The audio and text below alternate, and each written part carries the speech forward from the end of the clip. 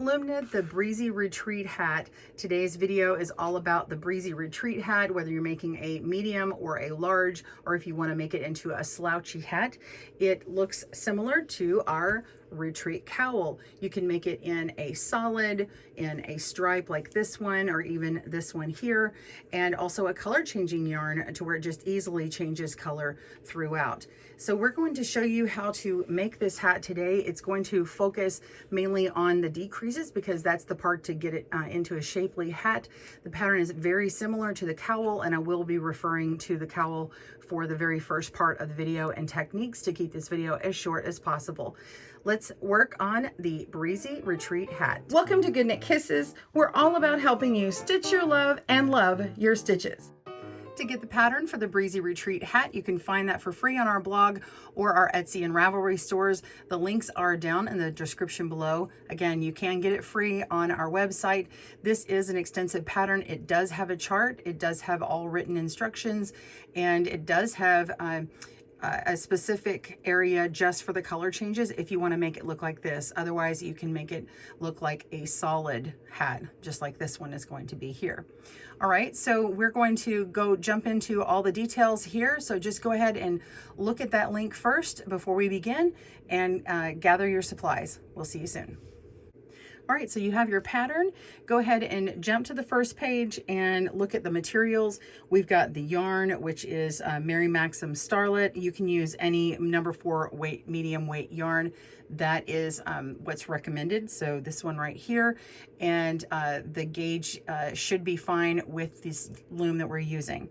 All right, moving on to the loom. I'm working with a 3/8 small gauge loom. This is specific to the flexi loom. The decreases that will be in this hat design, I recommend using this particular loom. All instructions are based on it. So if you use another adjustable loom, just keep that in mind, and you'll have to make adjustments on your end as to what to do.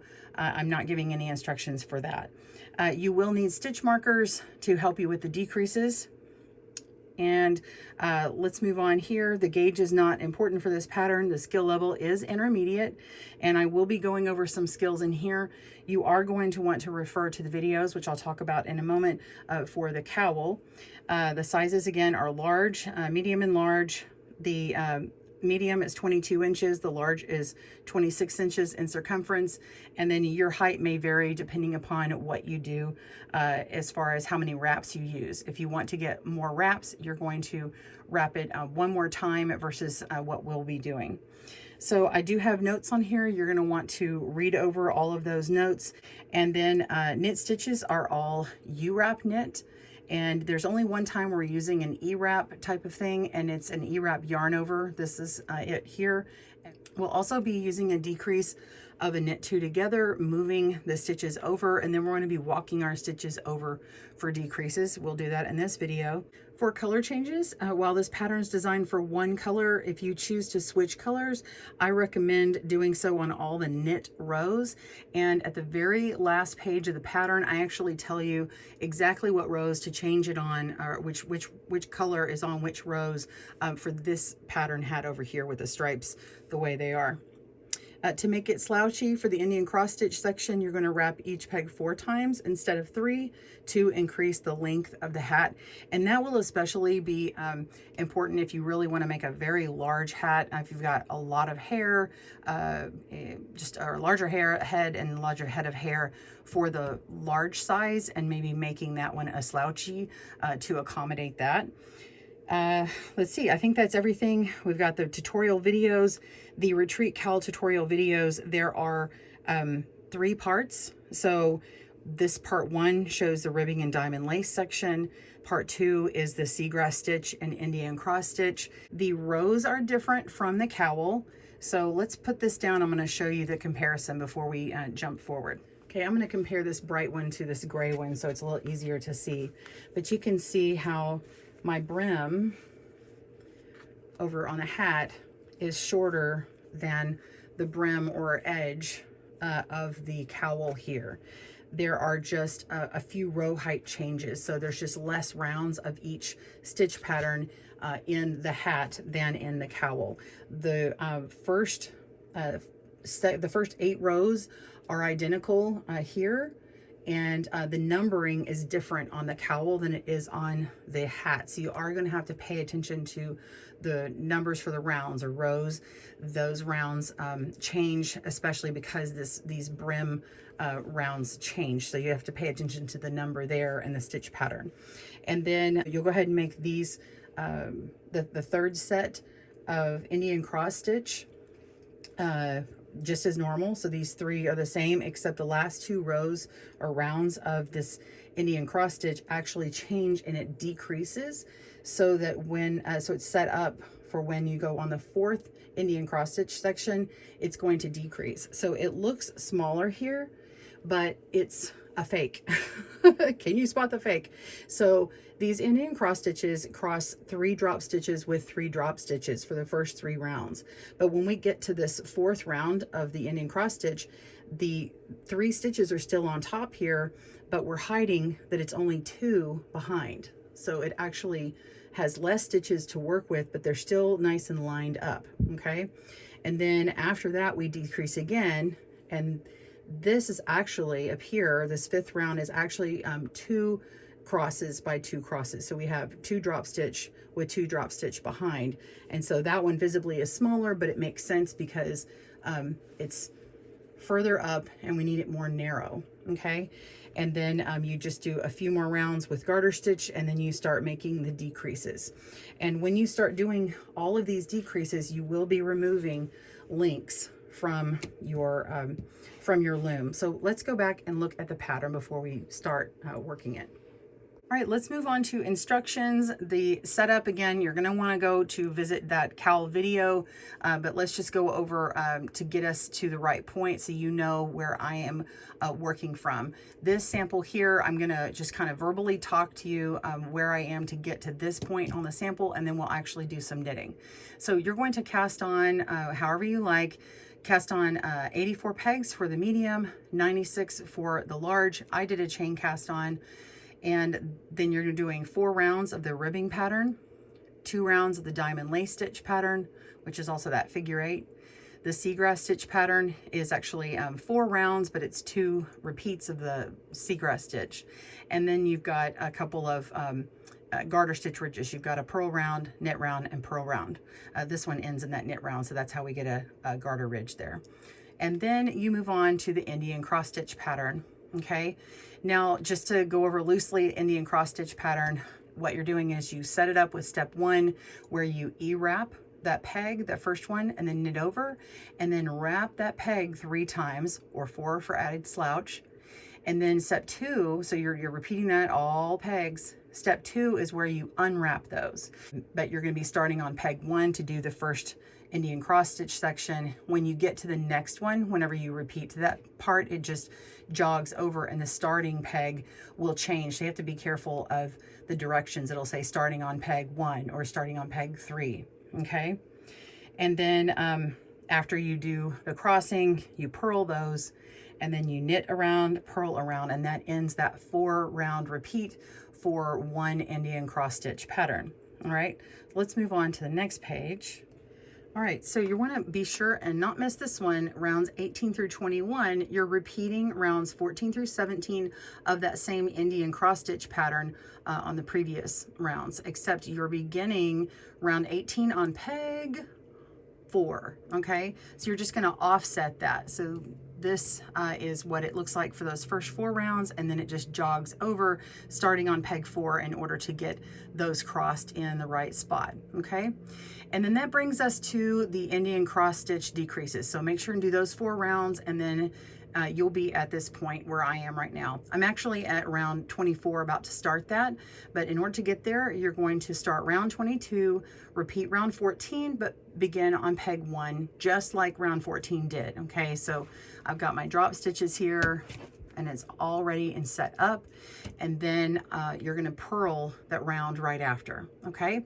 And so I need you to go ahead and do all that first, you can go look and refer to that first video, those first 2 parts of videos for the cowl. Just make sure and follow the stitch patterns for the right amount of rows, rounds for your hat, and then come back to this point. So there'll be a timestamp to jump right to round 24 in the description down below. So jump to that. All right, so when you get to round 24, you're going to knit 2 together and then knit 4, and you're going to be moving those 4 stitches over, because when you knit 2 together, you've got an empty peg, right? It's a decrease. Then you're going to work the next 4 stitches, moving those onto that empty peg. Then you're going to knit 2 together again, which leaves another empty peg. So once you knit 2 together again and move this one onto that other peg, it reveals an empty link, and so you can take that link out of your flexi loom. And then you're going to knit 4, and then you can place a stitch marker on that next stitch, which will be the one that you're going to be doing the next knit 2 together on, because it's going to repeat. And those stitch markers are kind of a visual indicator to you to make sure that you're keeping on the right track whenever we do all of our other rounds and we decrease again and again. So that will be very helpful for you later on. So once you set the stitch markers, you can forget them and you don't have to move them around at all the way that we have the pattern written. Okay, once you make those decreases, these are the amount of stitches that will remain. You'll have 70 stitches on your loom for medium and 80 stitches on your loom for the large, and then you'll do a purl round. Okay, so let's just concentrate on round 24 and 25. Go ahead and pause your video, meet me back up when you've got your sample ready, and we'll begin there. We're ready for round 24, and I do want to show you a visual representation of what we're doing, which is on the chart. And if you notice, the chart is only 48 stitches. You can see it way down here, and it would be not readable if we made it in the 96 stitches. So this is just half the amount of stitches, but it shows you exactly what the decrease is going to look like. So if you see gray stitches here, gray filled in the blank boxes, that is where there's no stitch, and you can see there's a decrease for 4 rounds, and then we decrease again and again and again. Okay, so we're going to come over here and look at this chart. I think it's good to see what's about to happen. So we're going to be knitting 2 stitches together and then knitting 4 stitches, knit 2 stitches together, knit 4 stitches. Then there's a purl round, and then we're going to be crossing only 5 stitches at a time. So if you note, all these other cross stitches have 6 in them, and then we get to this one and we only have 5 that we're crossing. Later on, you're going to be decreasing again, and we're going to be crossing 4 stitches, or working with 4 stitches. So I hope that visually shows you. I'm not going to come back to the chart, but I wanted you to see how to interpret that. And if you see a half a stitch like this, this just means you're going to be skipping those first few stitches, work these crossed ones, and the last few stitches on that row are going to get filled in. So this is a half a stitch here, and this half a stitch, and those stitches are being worked together. It's the first few stitches and the last few stitches worked together. All right, let's begin round 24. Round 24, we're going to knit 2 stitches together. So we're going to take peg 2, pick it up and put it on peg 1, and knit those 2 stitches together. Then we're going to knit 4 stitches and move them after we knit them. So 1, 2,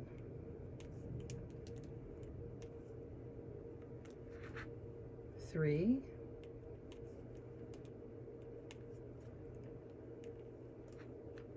4. Okay, then we want to knit 2 together again. So we're going to move peg 2 to 1 and knit those 2 stitches together. All right, now we're going to move it over to the empty peg, and now we have 2 pegs empty. So we're going to take that off, open up your loom, take that link off and snap it back in, tighten that up, and now we want to knit 4. 1, 2, 3, and 4. All right, so that is the end of that repeat. You're going to be repeating that throughout. So go ahead and before you move on, I've got my yarn coming from this peg, so I'm going to go to this one, pick it up, and we're going to put on a stitch marker there. So just going to put one of these on.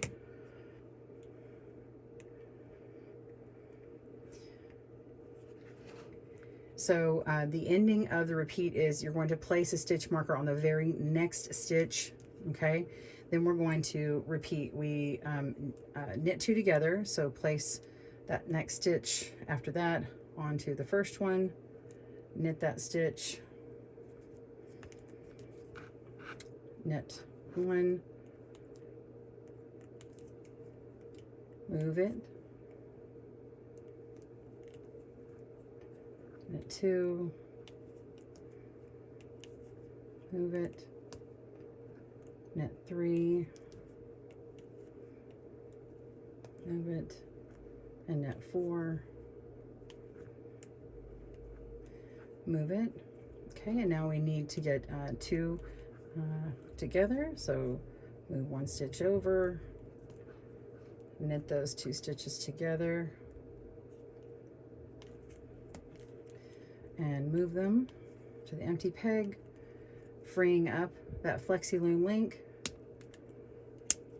Pop that link off, snap it back together, tighten it up, knit 4, 1, 2, 3, 4, and now we want to place another stitch marker.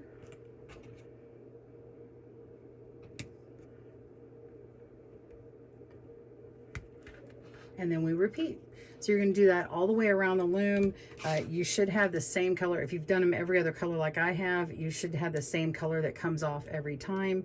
And go ahead and work that. Pause your video and I'll meet you back up for the next round. See you soon. All right, I'm on round 25. I've completed my decreases. If you want to go ahead and count your stitches to make sure you have the right number, you'll have 70 for the medium and 80 left for the large.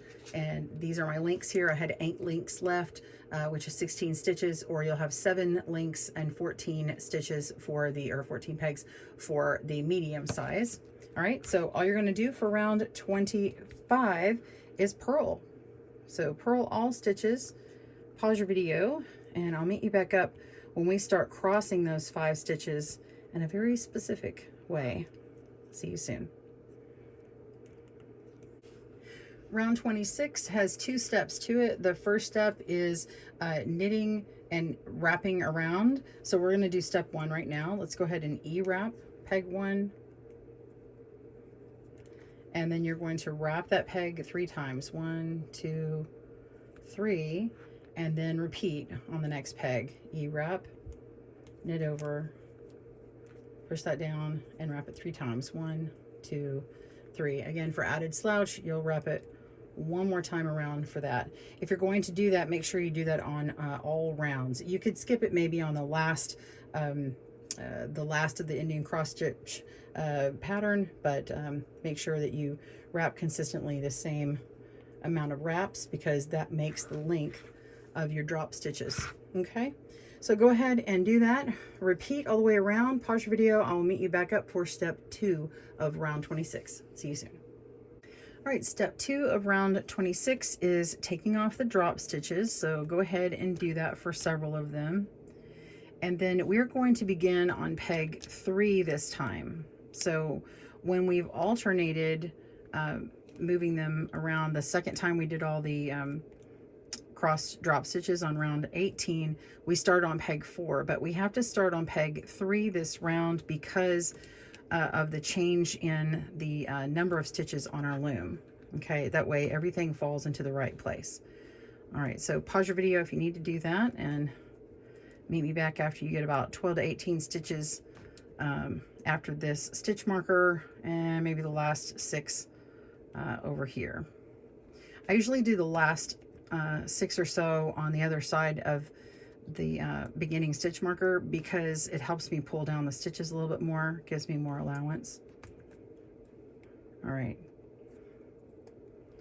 almost there. And remember, this very last peg you don't have to wrap because you're just working with the extra from the working yarn.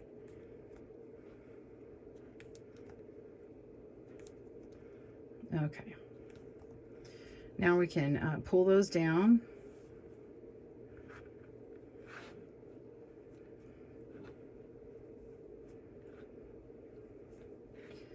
All right, so here's peg 1. We're going to peg 2 and then 3. We're going to pick up both of these stitches here. Okay, you can use your cable needle if you need to. Ooh, this one fell off, so let's put that back.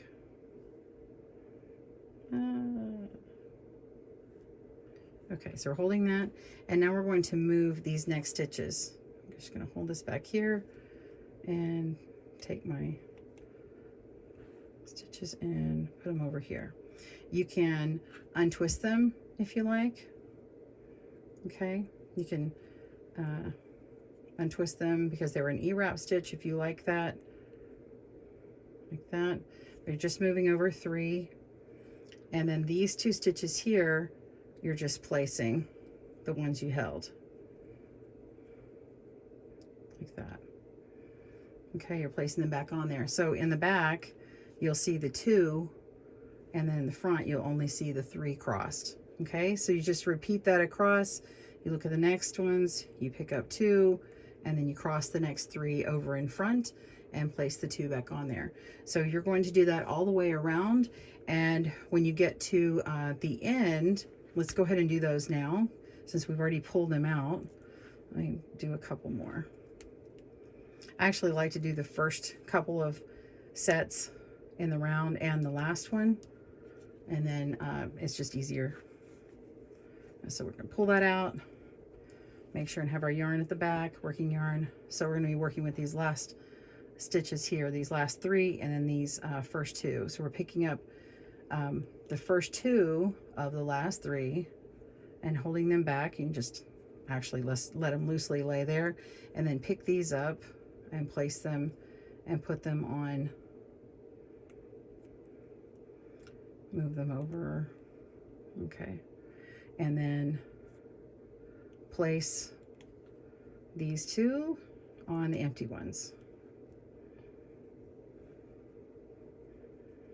Okay, and then they're nice and crossed.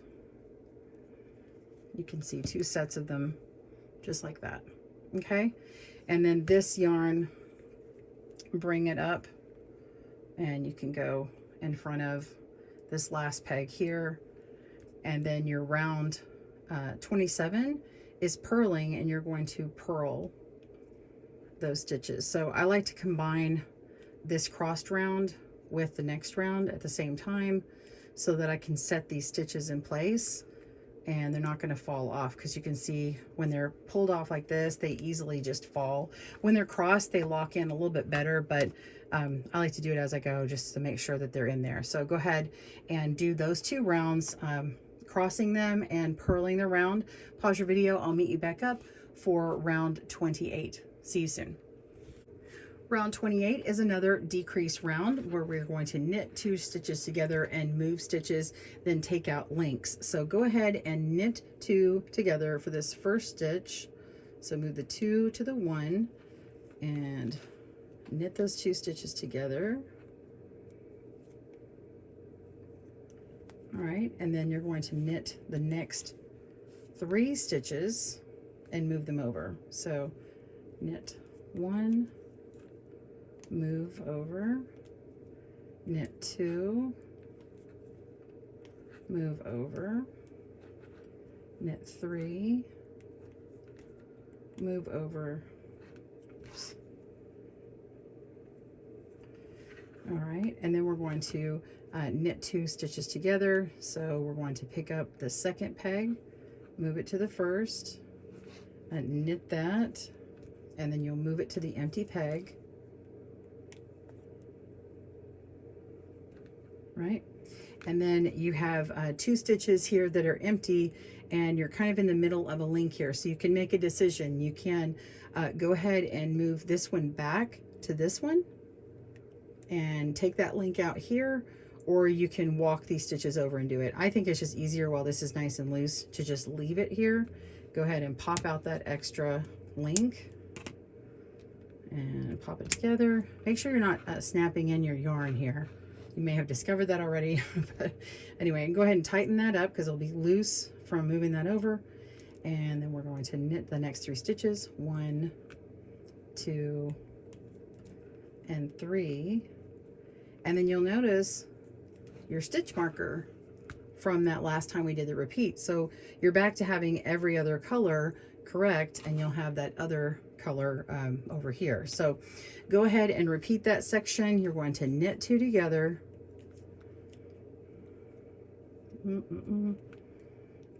Oops, make sure that doesn't pop over. And then knit 3 stitches. So let's do this. Knit 2 together. Knit 3, moving them over. That's 1. It's 2. And that's 3.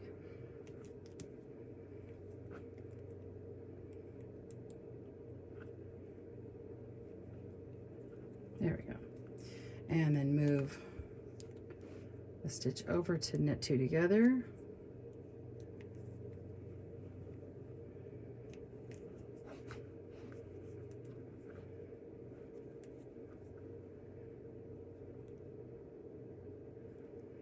Knit 2 together. You can move it back and take that link out. Snap it back together, tighten it up, knit those next 3 stitches, and begin your repeat. All right, go ahead and do that, and then make a purl round, and then you'll go ahead and set up for your drop stitch. So you're going to finish round 28 with shrinking that down and decreasing. You will have a number of stitches left. You'll have so you'll have at the end of round 28 56 stitches for the medium, 64 for the large. Then you're going to purl around, and then you're going to work round 30 working that first setup with wrapping around and making your drop stitches. So because you already know how to do that, I'm going to go ahead and pause my video here. We'll pick back up for crossing the 2 over 2. We'll be on round 30, but I will have already had it set up. All right, let's do this, and I will see you soon.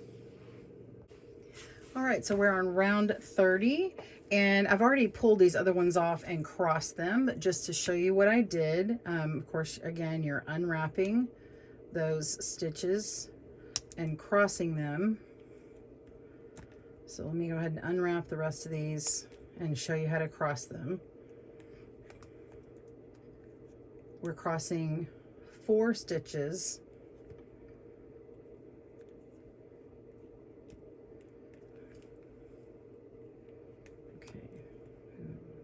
These very last ones here.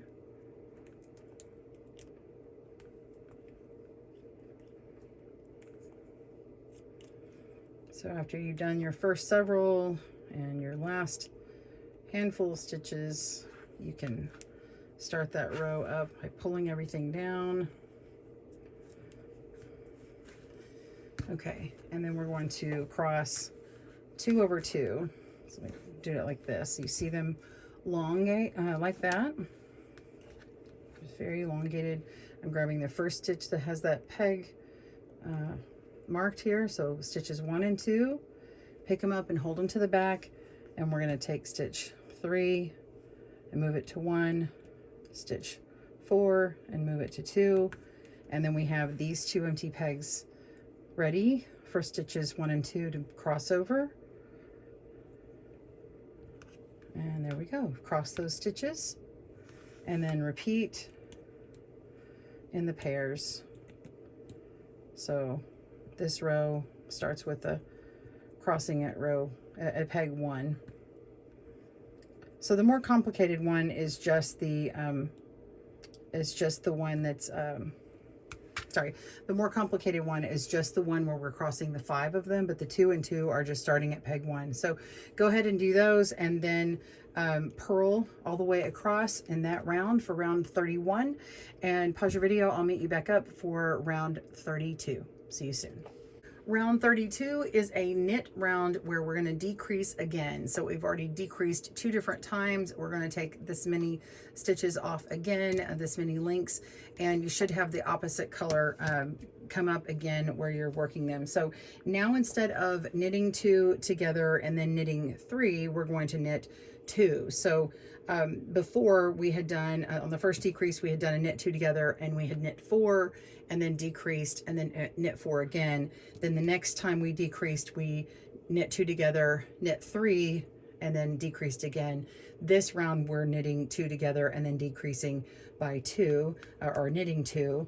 So it's going to look the same as we did before, just moving that 2 peg to the 1, knit those 2 together,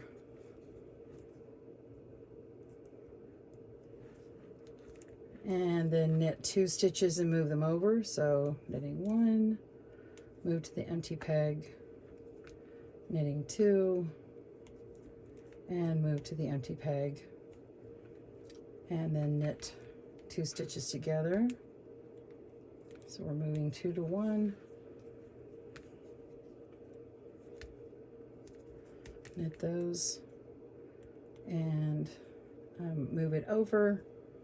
And oh, I said that wrong, so it'll be the dark one on mine. So it's just going to be removed, and then link it back up, and then knit the next 2 stitches. And again, you see that that stitch marker remains, and that's the next part where you're gonna start your knit 2 together. Okay, so continue your decreases all the way around, and then you're going to finish with a purl round. So row 32 is decreasing, and then you need a row 33, which is purl. Pause your video, and I'll meet you back up for the next rounds. See you soon. We're on round 34. We've done our other decreases and then our purl row after. You should have 42 stitches or 48 depending upon your size, medium or large.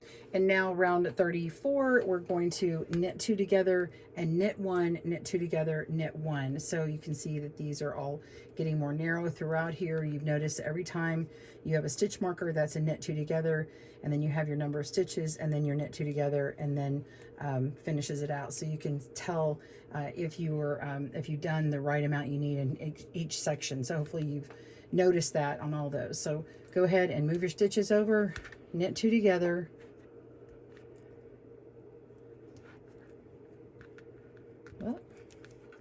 and this time we're just knitting 1, move that over, and knit 2 together, knit those. In this case, you can keep it loose and place it back on this Owen here and remove this link. So just pop that right out and snap it together, tighten that up, knit 1, and repeat. So you'll have all of these opposite colors in the amount that you had before to decrease. Okay, go ahead and do that round. For round 35, you'll want to knit all the way around. You're done with purling, and knit all the way around. If you accidentally purl, that's okay too. Just make those decreases and then knit around. Pause your video, and I'll see you for round 36. See you soon. For round 36, you should have 28 stitches for the medium and 32 stitches for the large. We're going to make this our last decrease round for the medium size, and you can, for the large, you're going to do an extra decrease round after this. So all these stitches are going to be cut in half, and you will end up with this round. You'll have 14 stitches on the medium or 16 stitches on the large. All you're doing is knitting 2 together all the way around. So every time you're knitting 2 together. So move the 2 to the 1, knit those 2 together, and then move the next pair together, knit those, and move it to the next peg that's empty, and take that link off, snap it together, and continue repeating all the way around. All right, pause your video. I'll meet you back up for the next round. If you're on the large, we'll do one more decrease. If you're on the medium, actually medium and large, after you do the decrease round, make sure you make a knit round all the way around. And then for mediums, you're going to go on to finishing. And for larges, you're going to do an extra decrease. Pause your video and I will see you soon. Okay, so I've completed my round 37 and I'm ready to bind off. If you're on the medium, where you just wrap your yarn around your loom a couple times, cut it and pull this tail through all stitches and then bind it off that way with the gathered drawstring bind off. If you have the large, you can reduce your stitches all the way down to 8 if you want to. You can do this to 7 as well with the medium. If you've made the slouchy version where you've added length on all the drop stitches, you can actually just stop here for the large. Otherwise, it's just unnecessary to add those extra 2 rounds. So the way you're doing it is you just move the 2 over to 1, continue just as you've been doing. But of course, it gets much tighter on this round. Okay, move those stitches over and knit them together. And then you're going to be taking out more pegs. Now, it's going to be tight. You might find that you can do the first several this way and take the pegs out, but it will get really tight because of all the yarn on the inside. So I'll do a few and show you what this looks like, but you could leave a little bit of spacing and just keep them every other peg with a little bit of extra distance between without actually removing the links. So this is my first removal of a link, and of course this is where your stitch markers start coming off, and you can see how it's tight. So I just push it with my thumb and snap it together. I just want to make sure no yarn gets stuck in there. See how tight that's going to get, and then you move on to your next knit 2 together and knit that. Oops, see, I've done the wrong one. Okay, here we go. Knit these 2 together.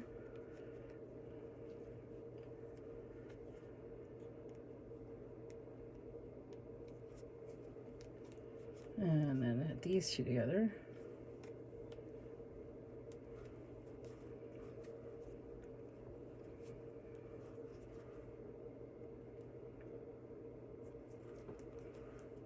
And move it over.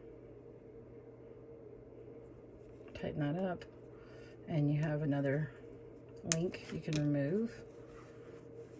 And pull that on down. And pop it in. And then this is just really too tight to continue moving on, so you don't actually need to remove the loops, and you can go ahead and knit these 2 together and leave them. Leave those extra links in, and you'll just have this spacing every other peg like that.